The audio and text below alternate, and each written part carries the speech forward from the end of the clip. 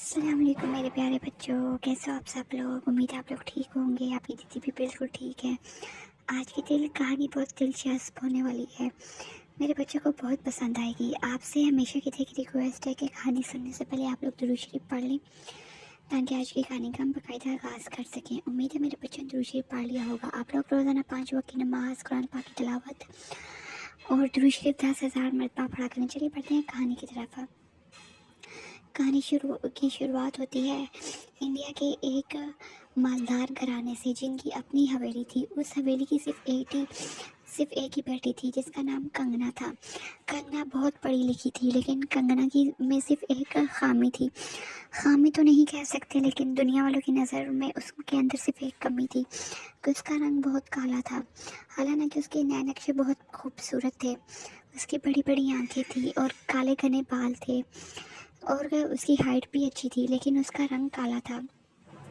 गांव वाले आपस में जब बैठते थे तो मजाक में और फंसी फंसी आवाज़ में उसको कलमू ही कहते थे और काली कलमों वाली बोलते थे।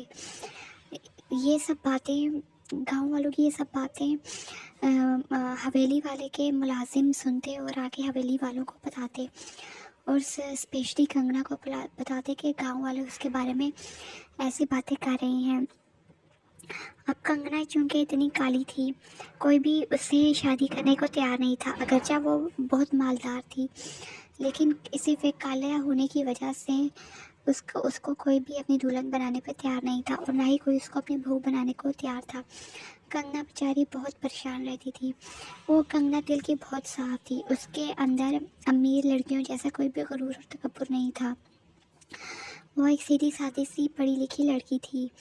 कंगना की क्वालिफिकेशन भी बहुत अच्छी थी, लेकिन कंगना बेचारी सिर्फ एक अपने डार्क कलर की वजह से मार खा रही थी। वो दिल की भी बहुत अच्छी थी।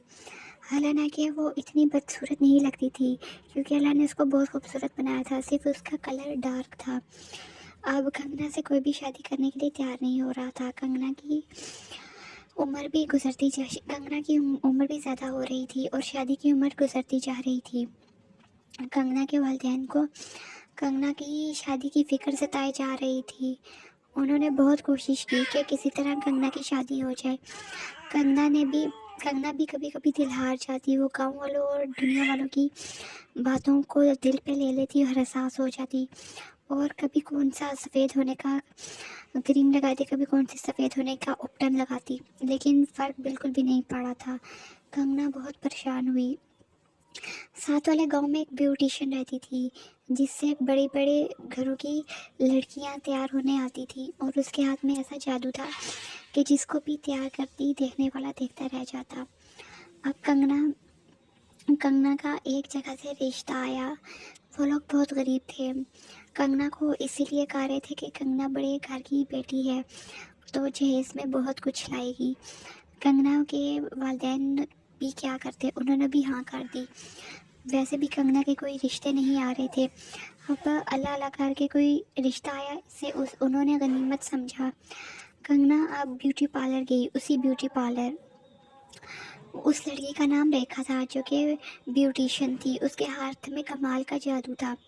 वो जिसको भी तैयार करती देखने वाला देखता रह जाता। अब कंगना अपनी शादी वाले रोज़ उधर से तैयार हुई। वो इतनी खूबसूरत तैयार हुई, इतनी खूबसूरत लगी कि पूरा गांव उसको पहचान ही नहीं पाया, और वो बहुत खूबसूरत लग रही थी। कंगना मन ही मन में खुश हो रही थी। आज जब कंगना ने खुद को शीशे में देखा, तो कंगना की खुशी से आंसू आ गए। उसने देखा कि वो तो बहुत सुंदर लग रही है, बिल्कुल किसी परी की तरह, बिल्कुल किसी महारानी और शहजादी की तरह। वो फूट फूट कर रोने लगी। उसने देखा कि उसकी आंखें तो बहुत प्यारी हैं। आज से पहले तो कभी उसने अपने नकूश पे, अपने फीचर्स पे गौर ही नहीं किया था। फिर उसने देखा कि उसके गाल और उसके होंठ भी बहुत प्यारे हैं, और उसके बाल कितने प्यारे हैं, जो कि और भी खूबसूरत लग रहे हैं। अब कंगना की पूरे गांव में तारीफ़ें होने लगी। सब कहने लगे, ये तो कल मुही पहचाननी ही नहीं जा रही। ऐसा लग रहा है कोई चांद ज़मीन पर उतर आया हो। अलग सारिकी ने उसकी हुसैन के कसीदे पढ़े। कंगना अब उस ब्यूटी पार्लर में जाने लगी। उसकी रेखा से दोस्ती हो गई। रेखा ने उसे बताया कि उसके पास बहुत सारे क्लाइंट्स आते हैं, लेकिन कोई भी ऐसा क्लाइंट नहीं होता कि जो अपनी स्किन से जिसे अपनी स्किन से और अपने जल्द से अपने कलर से सेटिस्फिकेशन हो, वो सेटिस्फाई हो। इसलिए तुम भी बहुत खूबसूरत हो।